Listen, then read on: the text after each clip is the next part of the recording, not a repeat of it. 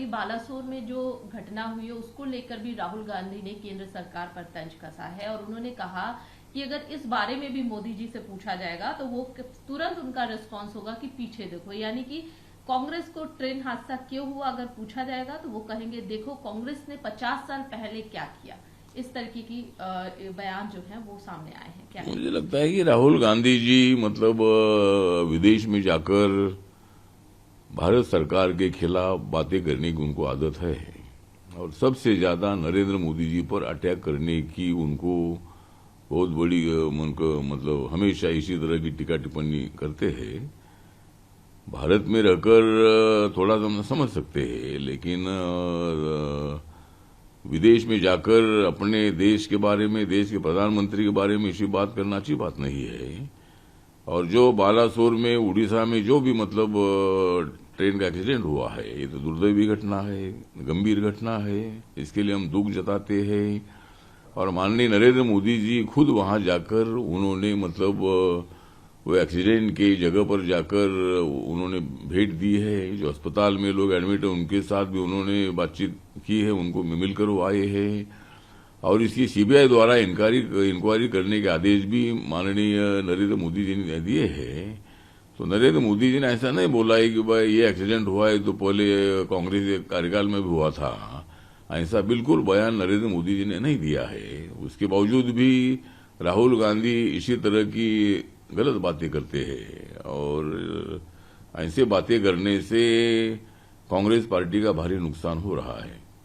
दूसरी तरफ उन्होंने एक कहा है कि देश फिलहाल दो विचारधाराओं के कारण संघर्ष कर रहा है, पहला कांग्रेस समर्थित और दूसरा जो है भाजपा और आरएसएस समर्थित। लेकिन कांग्रेस के सिद्धांत और हमारी विचारधारा महात्मा गांधी की है जो कि सत्यवादी विचारधारा है। दूसरी तरफ जो भाजपा की विचारधारा है वो नाथूराम गोडसे की विचारधारा है जिसमें हिंसा है, क्रोध है, इस तरीके की बातें कही है। यानी कि आप लोगों की विचारधारा को नाथूराम गोडसे से तुलना मुझे लगता है कि राहुल गांधी जी जिस तरह बता रहे हैं कि वह कांग्रेस पार्टी महात्मा गांधी जी की विचारधारा पर चलती है, अच्छी बात है। अगर वो महात्मा गांधी जी की विचारधारा पर चलती है तो सत्य के भावना से उन्होंने काम करना चाहिए। वो जो ज्यादा असत्य बातें करते हैं और असत्य बातें करके हम महात्मा गांधी जी की विचारधारा पर चलते हैं, इसी तरह की उनकी भूमिका है।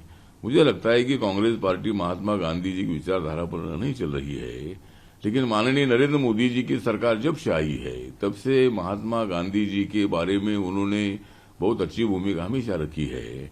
ना कि नाथूराम गोडसे का नाम कभी लिया है, ना कि नाथूराम गोडसे की विचारधारा पर बीजेपी नहीं चलती है। बीजेपी चलती है महात्मा गांधी जी की विचारधारा पर, बीजेपी चलती है बाबा साहब अम्बेडकर जी के संविधान पर। और इसीलिए राहुल गांधी जी के इस बयान में बिल्कुल तथ्य नहीं है। बीजेपी कांग्रेस से भी ज्यादा महात्मा गांधी जी की विचारधारा से चलती है और बाबा साहब अम्बेडकर जी ने जो संविधान दिया है उस संविधान के मुताबिक बीजेपी काम करती है, नरेंद्र मोदी जी काम करते हैं।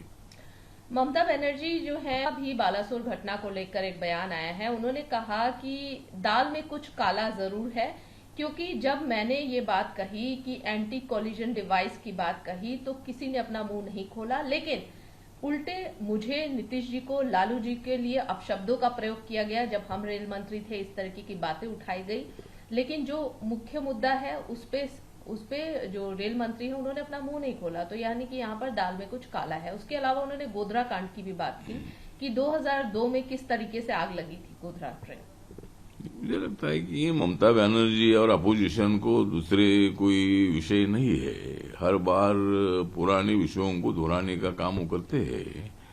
और मतलब जो बालासोर में उड़ीसा में जो एक्सीडेंट हुआ है उसके बारे में किसी का मुंह बंद नहीं है। माननीय नरेंद्र मोदी जी ने वहां जाकर बयान दे दिया है।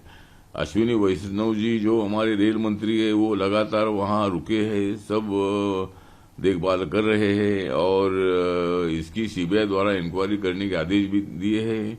तो दाल में अगर कुछ काला भी होगा तो सीबीआई इंक्वायरी के बारे में, इंक्वायरी के बाद वो सामने आ जाएगा। जो इसके लिए कौन जिम्मेदार है, कहीं सी ट्रेन वहां एकदम दूसरे पटरी में चली गई और इसकी पूरी जांच सीबीआई द्वारा भी होगी। तो ममता बनर्जी जो बोल रही है भाई कोई दाल में काला का विषय नहीं है, ऐसा कोई एक्सीडेंट करवाने का काम कोई सरकार नहीं करती है। ममता बनर्जी भी रेल मंत्री रही है और उन्होंने इसी तरह का बयान देना ठीक नहीं है। दूसरी तरफ सर 2024 ऑपोजिशन एकता की जो कवायद है वो तेज हो रही है, लेकिन पूरी नहीं हो पा रही। 12 जून को विपक्षी एकता एकजुट होने वाला था, लेकिन कारणवश डीएमके ने ये कहा कि राहुल गांधी बाहर हैं, सोनिया गांधी जी मेडिकल ट्रीटमेंट के लिए बाहर है, तो फिलहाल इसे टाल दिया जाए, अभी ये आगे की तारीख निश्चय होनी है। लेकिन क्या लगता है आपको, ये जो कवायद की जा रही है विपक्षी एकता की, या ये क्या पूरी हो पाएगी? मुझे लगता है कि विपक्षी दलों की एकता हो सकती है, क्योंकि मोदी जी के खिलाफ आवाज उठाने का काम सब लोग कर ही रहे हैं और मोदी जी को हटाना चाहते हैं। लेकिन मोदी जी को हटाना ये कोई इतनी आसान बात नहीं है। मोदी जी मतलब लोगों के मन में मतलब उनका काम लोगों के दिल में है, और जो आम आदमी है, जो मिडिल क्लास का आदमी है, जो ऊपर वाले भी जो लोग हैं, तो ऐसे भी लोग मोदी जी को पसंद करते हैं। और इसीलिए ये अपोजिशन वाले कितनी भी कवायद करे, लेकिन वो तो अपने अपने राज्य में उनकी तो ताकत है, उस राज्य में बीजेपी भी वहां स्ट्रांग है, तो ये सब लोग इकट्ठा आने से कोई हमारे एनडीए पर, मोदी जी पर कोई इफेक्ट होगा नहीं। 2024 का सामना जीतने के लिए हम लोग तैयार हैं।